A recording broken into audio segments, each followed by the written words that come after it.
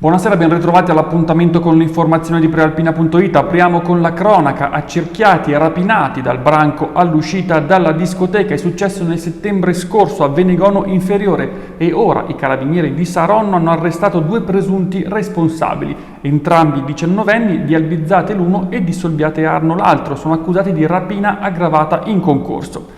Quella sera 2 amici di 19-18 anni, appena usciti dal locale, vennero appunto avvicinati e accerchiati da un gruppo di circa 15-20 ragazzi che chiedeva loro del denaro. Al diniego opposto dai due iniziò la violenza, calci, pugni e perfino un colpo di pietra alla testa. Grazie alle testimonianze e alle telecamere di sorveglianza presenti in zona, gli investigatori dell'Arma sono riusciti ora a dare un nome e un volto ai 2 ragazzi che avrebbero avuto un ruolo di primo piano nella violenta aggressione. Sono stati raggiunti nelle loro abitazioni e portati nel carcere varesino dei Miogni. E spostiamoci adesso a Busto Arsizio, dove questa mattina gli studenti hanno protestato. Sentiamo perché nel servizio curato da Francesco Inguscio con immagini di Domenico Ghiotto di Agenzia Blitz. Mattinata di sciopero per un centinaio di studenti e studentesse del liceo artistico Candiani Bausch di Busto Arsizio. Gli alunni dell'istituto di Via Manara hanno deciso di protestare con slogan e striscioni per mettere in evidenza una serie di problemi. In primo luogo le infiltrazioni d'acqua che hanno reso inagibili 3 aule, obbligando le classi a continui spostamenti. I ragazzi parlano anche di muffa nei corridoi, disparità tra gli indirizzi e strutture in cattive condizioni. Questo almeno è il loro punto di vista. La protesta, che si è svolta in maniera pacifica, è iniziata alle 8 di stamattina fuori da scuola. Va detto che molti studenti hanno comunque scelto di entrare in classe e a seguire regolarmente le lezioni. La dirigente del Candiani, professoressa Maria Silanos, ha intanto precisato che i tecnici della provincia sono al lavoro per risolvere il problema delle infiltrazioni. Domani la preside incontrerà una delegazione degli studenti. Da una protesta all'altra andiamo adesso a Varese, dove questa mattina i commercianti hanno chiesto più attenzione per il comparto delle stazioni e di via Morosini. Sentiamo le parole del fiduciario di Ascom Varese, Marco Parravicini. In via Morosini prevedeva l'abbattimento di tutte le piantine e l'eliminazione di tutto il porfido per essere sostituito con queste piastrelle. Nelle città si mette il porfido e dove non si mette perché è troppo costoso. Noi ce l'abbiamo e il progetto iniziale era quello di sostituirlo e toglierlo per una cosa del genere. Signori, serve una visione, bisogna realizzarla, perché se per realizzarla ci vogliono 20 anni è finita la visione, non c'è più niente da vedere. Quindi quel cantiere deve essere immediatamente aperto e bisogna dare seguito a quello che erano le idee.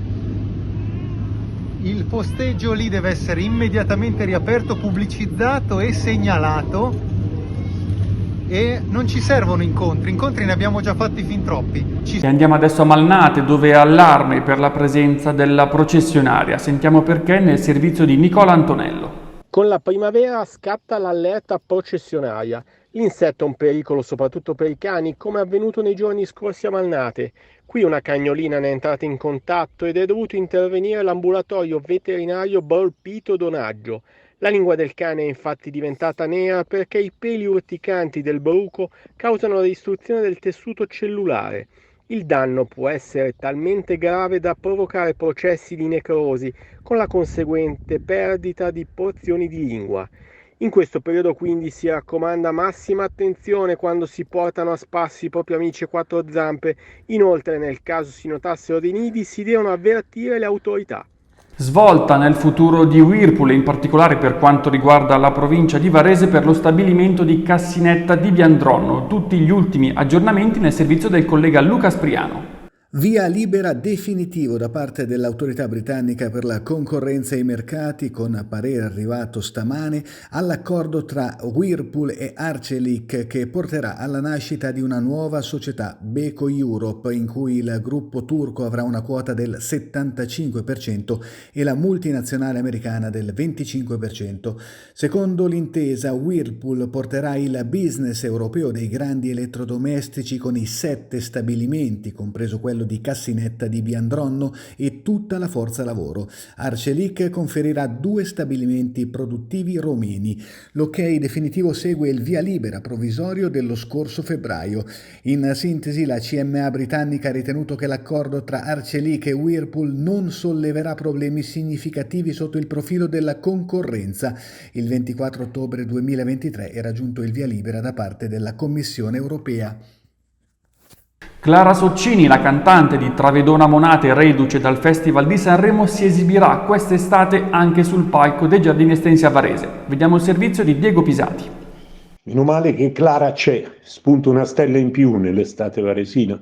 La vincitrice di Sanremo Giovani sarà in concerto il 20 luglio ai Giardini Estensi. Non che il cartellone del Varese Summer Festival fosse fin qui privo di nomi importanti, ma questo vale doppio. Di Travedona Monate, Clara è un talento di casa nostra e con i suoi 24 anni parla direttamente ai giovani spesso poco considerati dagli organizzatori di eventi. Apprezzata interprete di Mare Fuori, l'autrice, cantante di Diamanti Grezzi, ha doti vocali davvero straordinarie, da apprezzare dal vivo con tanto di band in questo tour, primo come il suo album. E a questo tema sarà dedicato ampio spazio sul giornale in edicola domani insieme a molti altri argomenti. Sentiamo qualche anticipazione dal collega Antonio Triveri. Come ogni venerdì, domani è il giorno dello speciale lavoro, con tante offerte dedicate a chi cerca un impiego.